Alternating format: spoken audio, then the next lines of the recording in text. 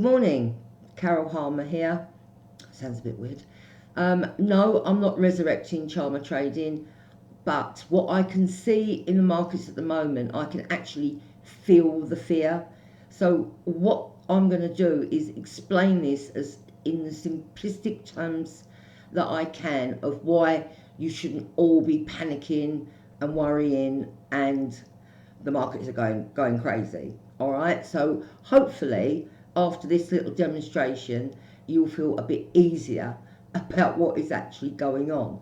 So first of all, I'm going to take you to the weekly S&P chart, and what you can see here is, now you can't trade on divergence, I understand that, but what you do, you use the indicators that are available to you.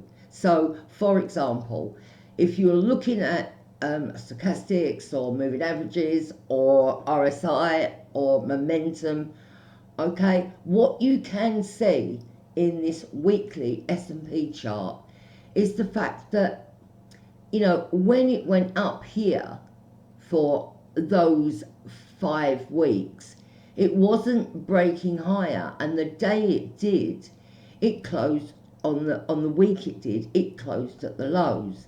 So we didn't have Trump saying what he said back then, so we can't even really blame it onto him. Okay, there's a lot of people that are. At the moment, all the market is doing is correcting, and we're still higher than what we were last year. So there's no need to panic. Markets do this 1987, 1991, 2000, 2001, 2008. You know, the list is endless. 2020, this is what markets do. So I use Fibonacci levels, and I take them from a point that I think is the last point that the market had a run.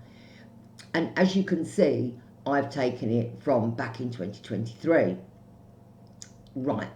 So on the weekly chart, you could see that the market was beginning to run out of steam. You had extreme overbought indicators on the weekly chart, and you had divergence. Now, with divergence, you can't really trade that from a weekly point because you don't know what day it's going to do it. So unless you're trading options, which is another option, you can't really start to trade with divergence. What you can do is you can see it as an indicator, and then you go on reversal watch. So you're looking for either that little clump that you can see here is a continuation pattern, or it's a reversal pattern. Now, as we all know now, it was a reversal pattern, but what you can do, how you can trade this, it's really simple. You're such a low risk trade, trading to sell at these higher levels. It's low risk because your stop is just above there. Therefore, you're limited, I think, on your stop loss, which is what we all try to do. So if I now take that out to a daily chart and squidgle it up a bit. Okay. Oh, squidgle it up a lot. Okay, so you can see that within the weekly chart, you also had the daily chart making a top. You saw a continuation pattern. That's a bearish pattern, okay, because you've got a leg down, back up, back down. Now, we did break the 61.8 fib level. If I bring that across, you can see that that level came in at 4892. So you can see we broke through that, but we didn't stay there for any length of time, and very quickly traded back above it. Okay, so we still have these levels in place, and what I do is I can do stuff on the weekly chart, transpose it to the daily chart, and see where we go. Now, at the moment, I'm seeing all markets correct back, which is quite strange because normally you get Asia selling it down and then the big boys come in and they start buying it up. And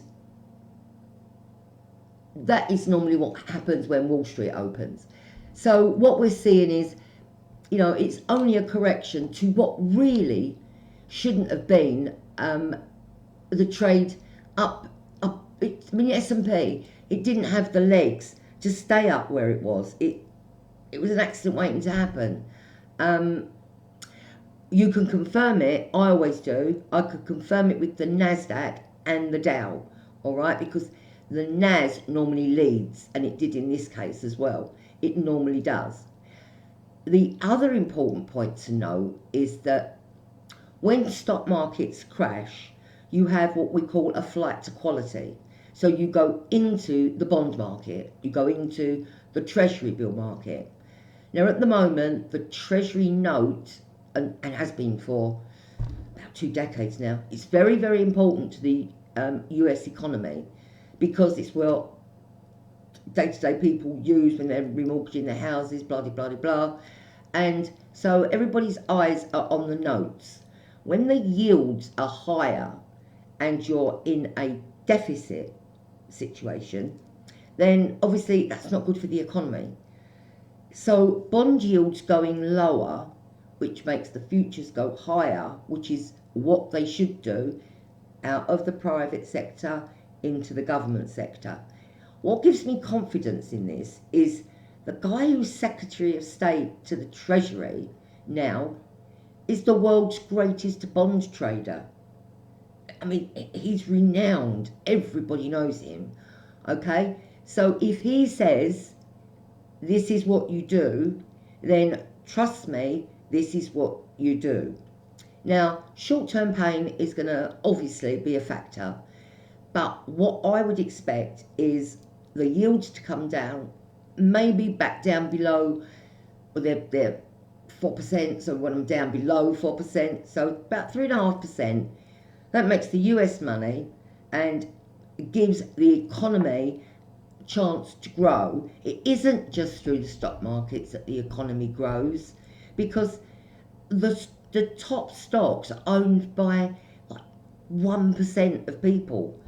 So, for the average person in the street, they don't own stocks. And if they do, they're not trading the S&P at the index. So I think you need to be very, very careful by calling it's the end of the world scenario, because it's not. It's not. If in a year's time it's gone down even further, then we'll rethink. But at the moment, keep going, all right? I'm posting this on YouTube, but this will be my last video that I do directly for YouTube, on my channel. What I'm doing in future is I've got a new project in the wind. I don't think it probably could have brought me out of retirement, and that is ITI, which is the International Trading Institute, of which I am one of your mentors,